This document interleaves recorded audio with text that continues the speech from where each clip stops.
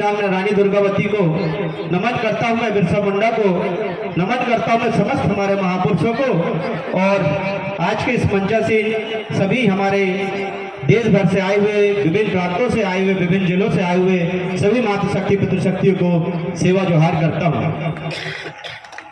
जैसा कि मुझे संस्कृति पे बोलने के लिए कहा गया था, क्योंकि मैंने देखा यहाँ हमारे बहुत बड़े बड़े विद्वान लोग हमारे बीच में उपस्थित हैं। मैंने भी जो कुछ आज तक सीखा सुना हमारे धर्माचार्यों के बीच में, जब भी कभी अवसर मिला, मौका मिला, मैं उनके बीच में बैठा, सुना और वहीं से कुछ चीज़ें मैंने सीखी है। उसी चीज़ को आज मैं अपने वाणी के माध्यम से, अपने उद्बोधन के माध्यम से आप लोगों को मैं कुछ चीज़ें बताना चाहता हूँ।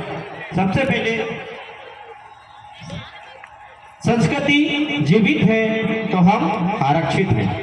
संस्कृति जीवित है तो हम आरक्षित हैं और हम आरक्षित हैं तो सुरक्षित हैं। मतलब मेरा जो कहना है, संस्कृति जीवित है तो हम आरक्षित हैं। शहरों में आकर हमारी संस्कृति को मिटाने का बहुत कुछ प्रयास किया, क्योंकि उसकी भी एक मजबूरी थी कि हम लोग दूसरे के बीच में आके उनकी बहुत सारी चीज़ों को सीखा, बहुत सारी गलत चीज़ों को सीखा, लेकिन अच्छी चीज़ों को नहीं सीख पाए और वहाँ से जो चीज़ हमको खराब चीज़ मिली उसको भी हम लोग गांव तक ले गए, उस गांव को भी खराब किया।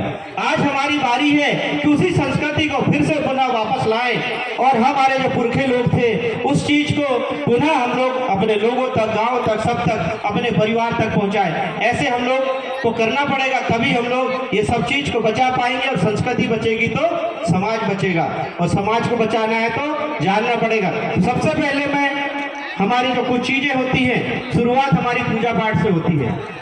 कोई भी चीज़ का अगर पूजा पाठ होता है तो शुरुआत पूजा पाठ से। चूँकि हम लोग प्रकृतिवादी हैं, प्रकृति के पुजारी हैं, प्रकृति को मानने वाले लोग हैं, तो हमारे जो भी देवी देवता होते हैं कौन होते हैं? प्रकृति होते हैं। तो हमारी पूजा पाठ भी कौन से वस्तुओं से होती है? प्राकृतिक चीज़ों से, जैसे गुल्लर का हो गया, महुआ का हो गया, हल्दी चावल हो गया। तो जब भी हमको कोई पूजा पाठ करना है तो हमको बाजार की कोई भी चीज़ खरीदना नहीं है, हमको सिर्फ क्या करना है, और इसी से हमारे भगवान और हमारे जो देवता होते हैं वो संतुष्ट होते हैं। तो हमको ऐसे जो प्राकृतिक चीज हो तो ना लाए। आप कोशिश करना है कि जितना चीज जो आप पूजा पाठ में लगाते, नारियल, अगरबत्ती, कपूर, इतना में चीज को अगर बचा लेते और उसी चीज से अगर अपने बच्चों के लिए काफी पुस्तक लेते हैं तो उसमें बहुत ज्यादा अंतर आएगा आपको। इसी के साथ मैं कहना चाहूंगा कि बहुत सारे लोग उपवास रहते हैं, बहुत सारे लोग उपवास रहते हैं, अपने पेट को कष्ट देते हैं, जबकि पेट हमारा बना है, जो हमारा में जो मेटाबॉलिज्म बना है, जो खाने के लिए बना है, लेकिन बहुत सारे लोग भूखे रहकर उसको उपवास करते हैं। आपने बहुत सारे लोगों को देखा, बहुत सारी महिलाएं जो हमारे समाज की, वो भी क्या करती, दूसरों के देखा सीखी करके तीजा उपवास रहती, बहुत सारे उपवास रहते, कई लोग 9 दिन का उपवास करते हैं। तो मैं उन लोग से ये कहना चाहूंगा बस इतना सा कि जितना उपवास आप लोग ये कर रहे हैं उससे आपको क्या फायदा हुआ, और अगली बार आप जब 9 दिन का उपवास करेंगे तो अपने हक अधिकार के लिए, अपनी लड़ाई के लिए, जल जंगल जमीन के लिए, अगर 9 दिन भी आपने कलेक्ट्रेट में उपवास कर दिया तो आपका इतिहास बदल जाएगा। ये चीज को आपको ध्यान देने की जरूरत है। तो मैं जो पूजा पाठ की बात कर रहा था, जो प्रकृति शक्ति पड़ापीठ नाम से ही, जैसे बहुत सारे हमारे वक्ताओं ने बहुत अच्छी अच्छी चीज बताई, फिर भी मैं कुछ बताना चाहूंगा कि हम जो पूजा पाठ करते हैं, आपने देखा होगा प्रकृति शक्ति पड़ापीठ का चिन्ह बना हुआ है। वहां पे हमारा सल्ला और गांगरा, माता और पिता। जब भी इस दुनिया में कोई जीव जंतु का अगर जन्म होता है, निर्माण होता है, तो किससे होता है? माता और पिता, ऋण और धन, है ना। कोई भी जीव जंतु दुनिया का किससे होता है? नर और मादा, महिला और पुरुष, ठीक है, इसी से जन्म होता है। इससे अलावा किसी से होता है क्या? तो हमारा मेन भगवान कौन हुआ? कौन हुआ हमारा मेन भगवान? माता और पिता। तो हमारा भगवान कौन है? माता और पिता। तो हमको किसकी सेवा करना चाहिए? लेकिन हम कहाँ जा रहे हैं पूजा करने?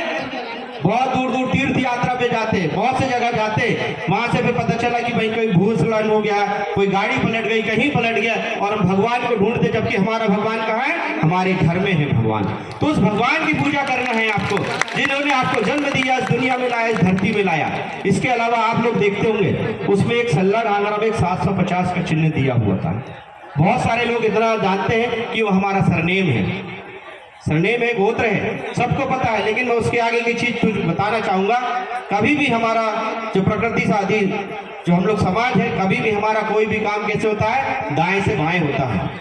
अगर हम दाएं से चलते हैं तो शून्य, लास्ट में क्या है, सबसे पहले 750 को देखेंगे तो क्या होता है, दाएं तरफ क्या है, शून्य, उसके बाद 5 और 7 है। शून्य का मतलब ये होता है ये संसार है, सृष्टि है, कैसा है, ये गोल है। ये संसार सृष्टि कैसा है, गोल है। उस संसार में कितने तत्व हैं, 5 तत्व, धरती, गगन, वायु, अग्नि और जल, जो साक्षात भगवान है।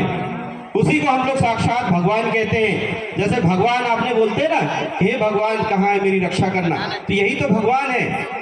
जैसे भगवान से 5 शब्द बोले तो भा से भू, धरा धरती, गा से गगन, वा से वायु और आ से अग्नि और ना से नीर, इन सब चीजों से मिलकर बनता है भगवान। और यही भगवान साक्षात है जिससे हमको जीवन मिलता है। इनमें से अगर एक भी तत्व कम हो गया तो वो हमारा जीवन संभव नहीं है।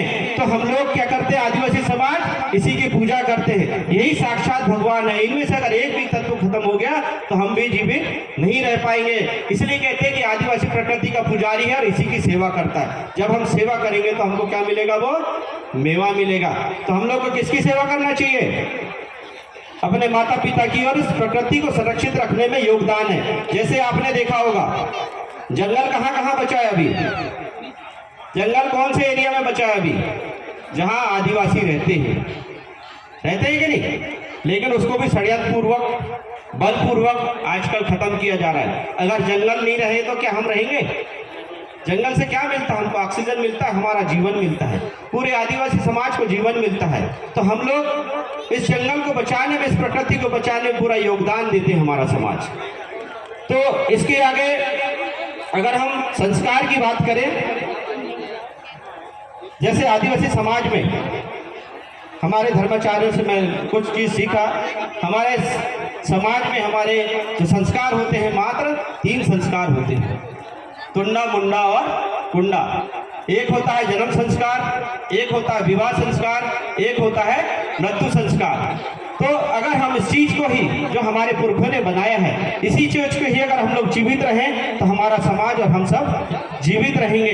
तो आप लोग को यह करना है कि जितने भी हमारे समाज के संस्कार होते हैं, जो भी नियम दस्तूर होते हैं, आप लोग कभी भी अपना पूजा पाठ, हमारे भूमिका, हमारे धर्माचार, हमारे भूमक, इन्हीं के माध्यम से आप लोग कराने का प्रयास कीजिए। क्योंकि आप लोग अगर दूसरे को लाते हैं तो दूसरे को तो ABCD भी नहीं मालूम कि आपका भगवान कौन होता है। आपके भगवान तो वही जान सकता है जो आपके समाज का होगा। तो आप लोग कभी भी अपने कोई भी कार्यक्रम में कभी भी ऐसा प्रयास ना करना कि आप दूसरे को लाएं, या फिर कोई दूसरा आदमी अगर जबरदस्ती लाता भी है तो आप उसको निगलेक्ट करना, बाहर करना कि भाई ये हमारे समाज का नहीं है, इससे आप नहीं कराएंगे कोई भी नियम दस्तूर। आज हम लोग बैतूल जिले में लगभग हमारे जैसे वा गुरुजी हैं और उनकी टीम है, उनके माध्यम से हमने बैतूल में लगभग 3-4 जो भूमिका शिविर है उससे कराए, और लगभग हमने 100 भूमिकाओं को वहां पे तैयार किए हैं। उन्हीं के माध्यम से आज बैतूल में पूरे हर एक कार्यक्रम, जोरदार तालियां, हमारे हर कार्यक्रम, पूजा पाठ से लेके गृह प्रवेश से लेके शादी से लेके छोटा छोटा हर कार्यक्रम भूमिकाओं के माध्यम से होता है।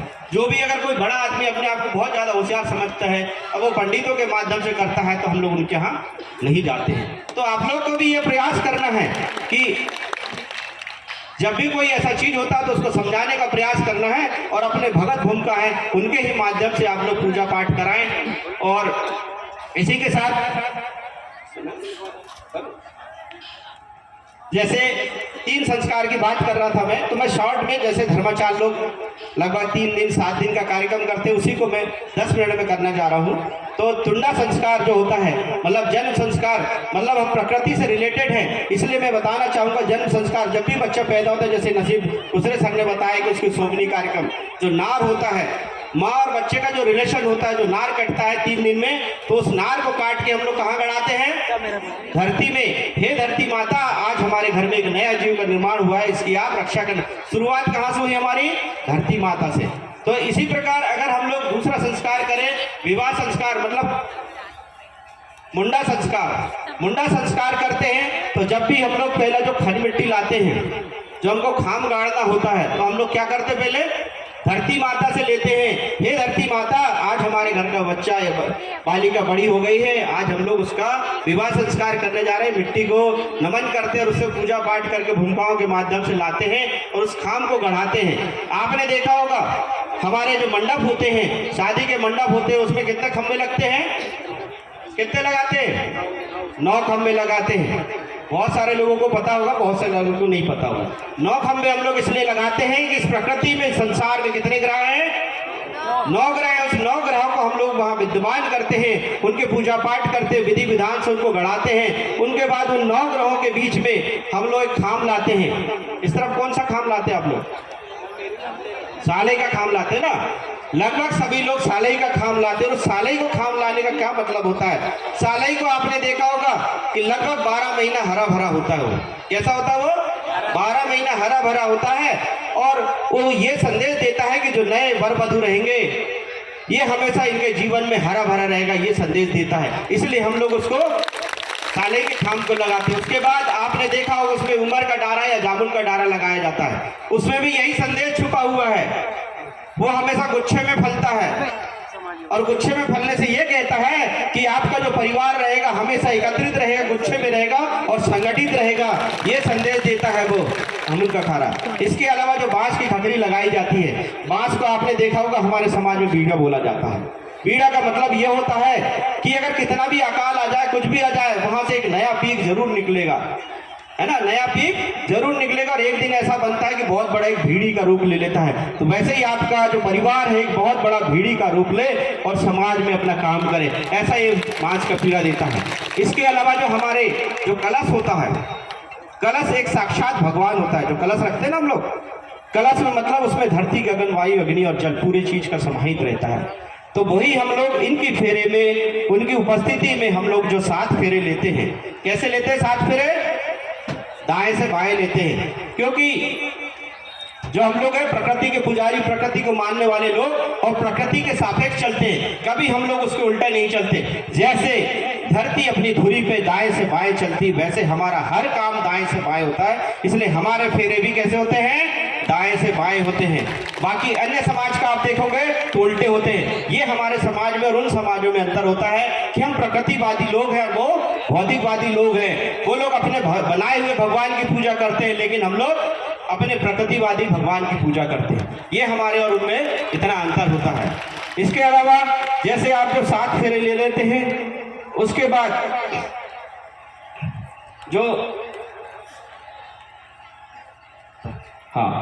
जो हमारा समाज है 7 फेरे लेता है और उसके बाद जो नए वर वधू होते हैं वो 7 फेरे लेने के बाद अपने जीवन में सुख दुख कर रहे करके हमारे भूमिकाओं के माध्यम से, सुहागरात्रि के माध्यम से 7 फेरे लेते हैं। इसके अलावा जो भी हमारे नेक दस्तूर होते हैं पूरे भूमिकाओं के माध्यम से होते हैं। तो एक मैंने छोटा सा शादी का बताया मैंने आपको। इसी प्रकार अगर हम आगे चलते, तीसरा संस्कार, चूंकि बहुत सारे वक्ता भी है तो मैं शॉर्ट में कर रहा हूँ। तीसरा संस्कार होता है कुंडा संस्कार। कुंडा संस्कार मतलब होता है मृत्यु संस्कार। आपने कभी भी देखा होगा, आप लोग इधर जब कोई मृत्यु होता है तो जलाते हैं कि गड़ाते हैं? क्या करते हैं? गड़ाते हैं ना। ज्यादातर आप देखोगे क्या करते हैं हम लोग? गड़ाते हैं। तो गड़ाने का क्या मतलब होता है? आपने देखा कोई भी आदमी अगर जीवित है तो उसके शरीर में कितने तत्व होते हैं? 5 तत्व होते हैं। कोई भी आदमी अगर जीवित है तो उसके शरीर में 5 तत्व होते हैं। जैसे अगर ये ऊपर देखे तो क्या होता है? चमड़ी। चमड़ी मतलब क्या होता है? धरती। खून मतलब पानी और ताप मतलब सूर्य रोशनी से मतलब होता है, और जो हवा, ठीक है, और एक आसमान का रूप होता है जो चंचल होता है, ठीक है। जब कोई आदमी मर जाता है, जब उसको छूओगे तो कैसा मिलेगा? वो ठंडा हो जाए। कैसा हो गया है? ठंडा हो गया। उसको काटोगे तो खून निकलेगा? नहीं निकलेगा। उसकी सांसें जो थी बंद हो गई, और जो चंचलपन था, वो सब चीज था, वो कैसा हो गया? खत्म हो गया, शांत हो गया। सिर्फ क्या बचा उसमें? मिट्टी बस बचा। तो सिर्फ चारों चीज अपनी अपनी जगह पे चली गई, सिर्फ क्या बचा है? मिट्टी। इसलिए हमारे समाज में क्या दी जाती है? मिट्टी दी जाती है। तो यही हमारे समाज की रीत है। मैंने एक छोटे से शब्दों में आप लोग को बताने का प्रयास किया। और जब भी आप जो भी चीज करेंगे अपने संस्कृति अपने भूमक के माध्यम से करेंगे, ऐसी आशा करता हूं।